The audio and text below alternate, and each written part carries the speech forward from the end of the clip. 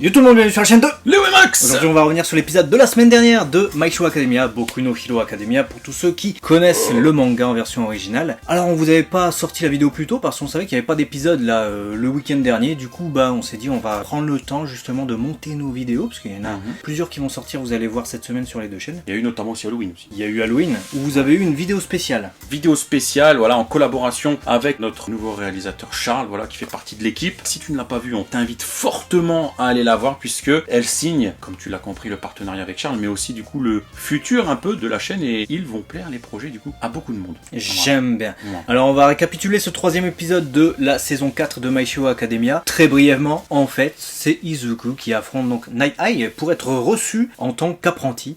Et l'épisode va finalement se concentrer sur ça, mais ça va très vite, puisqu'à la toute fin de l'épisode, il est déjà face à la petite fille que l'on voit à la fois dans l'opening et à la fois dans l'ending. Et on va en reparler tout à l'heure. On va revenir sur nos avis, sur nos appréciations, en tout cas sur l'épisode. Qu'est-ce que t'as pensé toi de cette confrontation avec... Ah, je suis une... Ah, t'as rigolé de match, je vais te taper. Qu'on avait dit donc la semaine précédente. Bah écoute, j'ai pas vu passer l'épisode. Pareil. Ça c'est ce que je peux te dire, c'est que ça devait être hyper prenant, puisque l'épisode s'est terminé, j'ai fait... Il s'est déjà passé 20 minutes là. On arrive à un moment crucial où tu sais que Night Eye a été partenaire de All Might. Tu sais qu'il est fan de All Might, et tu apprends au fur et à mesure de l'épisode surtout, et c'est ça qui est un enjeu quelque part pour Midoriya, et pour nous aussi, viewers, on se dit oh là là, et on comprend d'où va naître un peu cette rivalité entre Milio et Midoriya. Pourquoi? Parce que Night Eye ne voyait absolument pas Midoriya comme le successeur légitime d'All Might, donc celui qui aurait et qui hériterait du pouvoir d'All Might, mais pour lui, c'était Milio. Et là, on a du coup des réponses un peu à nos doutes, à nos questions de pourquoi All Might quelque part freinait le dos. Il savait, tu vois, donc il voulait peut-être pas qu'il aille à la déception ou qu'il se prenne une claque en apprenant que il n'était pas espéré de la même manière par son partenaire que par le principal intéressé qui est All Might. Et donc là tu te dis ah ouais, donc ça chamboule l'état d'esprit, tu comprends pourquoi il le met au défi, et jusqu'à la toute fin tu sais pas en fait ce qui va se passer. Tu te dis il est dur en fait avec lui. Hey. Ouais, même quand il lui dit je t'accepte, en fait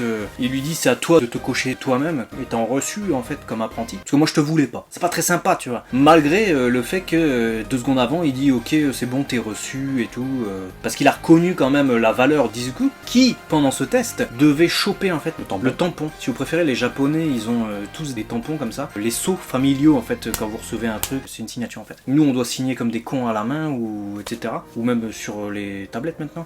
Les japonais ils ont tous leurs trucs personnalisés avec leur nom.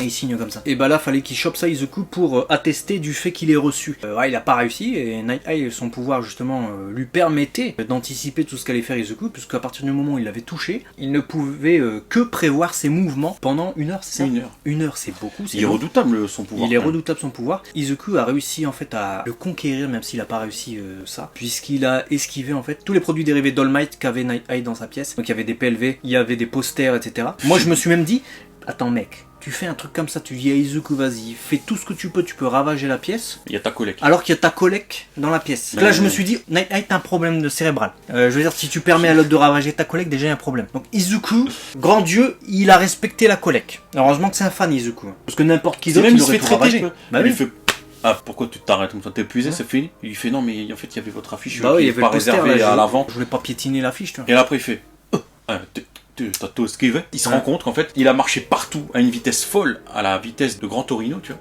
sans toucher les posters, les trucs, etc. Et là, il s'est dit, ah ouais, le mec, il a quand même pris compte de tout l'environnement assez petit, puisque ça reste une salle, tu vois, pour rebondir comme un singe partout et sans rien toucher. Et là, il s'est dit, ah ouais, il a quand même une notion de son environnement peut-être bien plus affinée que ce que je pensais. Bon, il est étonné, mais ça suffit pas à changer son regard et d'accepter quelque part, s'il accepte pas, que All Might n'ait pas choisi milieu. Ouais. Il change pas quoi, il se dit bon. Après, faut dire, il a Milio sous son aile, tu vois, donc il le connaît depuis longtemps aussi. Et j'ai bien aimé aussi qu'on ait Milio et Bubble Tea, je crois qu'elle s'appelle, l'assistante, un truc comme ça. Dites-nous dans les commentaires de Night Eye, qu'on ait ces deux personnages qui parlent ensemble pendant justement la confrontation entre Night Eye et Izuku. Ça permettait de creuser le background des personnages, tu vois, et tu voyais le ravi, et il savait que ça allait être une galère et que Izuku allait peut-être pas réussir, quoi. Ouais, et finalement, il rentre au moment où ils font salut, on est revenu. Et là, c'est le souk. Partout c'est le bordel, au moment où justement il lui annonce qu'il est retenu. Et donc bon, on se dit ok il est retenu, mais enfin je sais pas toi si ça t'a fait cet effet là, mais moi je me suis dit, ça y est, là il y a une rivalité certaine avec Milio, on le sentait déjà, mais je pense que Night A, je me demande s'il va pas jouer un rôle dans cette rivalité, tu vois. Genre en mode, Milio, faut que tu sois devant Izuku pour mériter peut-être finalement d'être le vrai successeur. Est-ce que le pouvoir peut être remis en cause, en jeu? Je sais pas, tu vois, je sais pas comment... Le pouvoir il peut pas être remis en cause, puisque à partir du moment où il a mangé le cheveu de All Might, c'est fini. C'est lui qui a hérité du pouvoir d'All Might. Tu vois, One for All, c'est lui qui a hérité.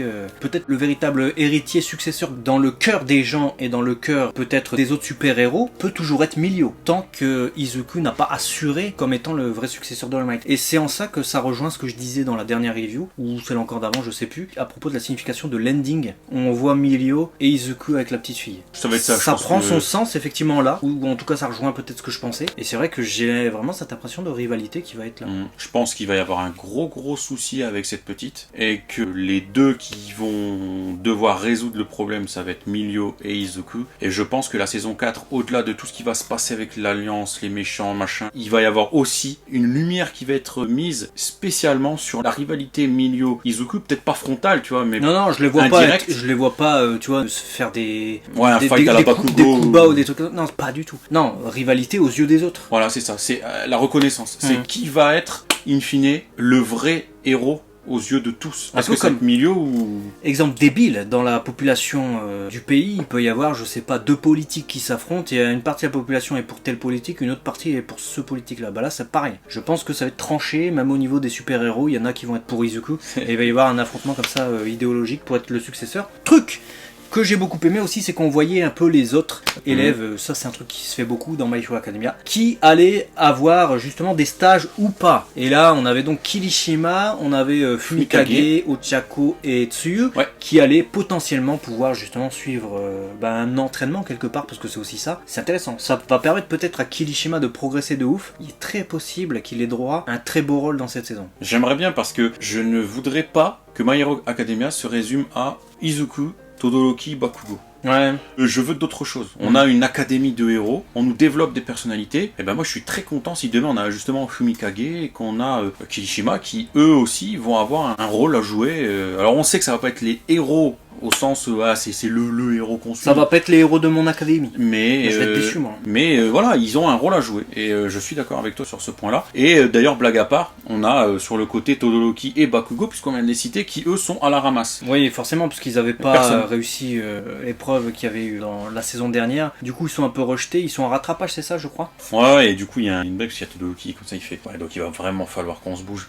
T'as Bakugo qui fait c'est bon, je suis au courant. Et puis il y a un gag de répétition, c'est vrai, il fait en fait, va vraiment falloir qu'on se bouge. C'est bon. Et ça m'a fait rire parce que tu vois les deux mauvais élèves. J'ai peur qu'on ait des redondances avec ce comique de répétition. J'espère que c'était utilisé que pour cet épisode, parce qu'il y avait eu déjà un prémisse dans l'épisode d'avant, mais qu'on va pas voir ça toute la saison. Parce que c'est vrai que c'est les deux meilleurs en fait, je crois, de la classe, si je dis pas n'importe quoi, avec Momo. Et c'est les deux qui sont recalés parce que justement il y avait eu ces événements la saison dernière. Ils ont rien à foutre dans les rejetés, tu vois, de la classe finalement. Mais justement ils vont devoir faire preuve de leur talent pour pouvoir avoir les mêmes propositions que les autres en tout cas. Je me suis posé la question, de super-héros, tout ça. Si c'est pas le père de Todoroki qui allait les prendre tous les deux.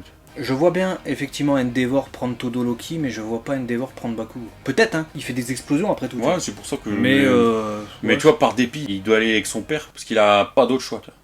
Et du coup, ça créerait un truc sympa, pas pour lui, mais pour nous, dire comment il va vivre, l'évolution qu'il est censé avoir au contact du père qu'il renie et qu'il déteste, tu vois. Voilà comment je vois le truc. Là, Izuku, on l'a vu à la fin de l'épisode, ça c'est ce qui m'a le plus surpris de l'épisode, c'est que ça arrive très vite. La fille est poursuivie par Overhaul. Directement, Izuku tombe nez à nez, non seulement avec la fille qu'on voit dans l'opening et dans l'ending, je sais pas comment elle s'appelle à ce moment-là de l'épisode, et face à Overhaul. Donc le méchant craint, dont on nous a insufflé la crainte dans l'épisode d'avant, parce qu'il a niqué la gueule à l'Alliance des Vilains, finalement, en faisant exploser l'Okama, là. Tu dis, what? Izuku tombe nez à nez avec ça? Il est tout seul, le mec. J'ai l'impression que dans cette saison, on va avoir des trucs comme ça où ils vont partir en stage chacun de leur côté. Ils vont tous se retrouver face à l'Alliance des Vilains et face à Overhaul et son groupe. Et je pense que Endeavor, Todoroki, peut-être Bakugo et Izuku et tout ça, chacun de leur côté, en fait, ils vont se rejoindre au même endroit, à un moment donné ou chacun indépendamment. Un peu comme ce qu'on avait eu une des saisons précédentes avec justement tous les Nomu, là, les Brainless qui arrivaient en ville. Je pense qu'on va avoir un truc comme ça, mais avec justement le groupe de Overhaul et les autres. Très bien. Ça pourrait être vraiment l'aboutissement où chacun évoluait et chacun se retrouve Mais au je moment pense qu'il va crucial du il va combat. y avoir du meurtre, je pense. Ah, je pense, ouais. Bizarrement. Et on a vu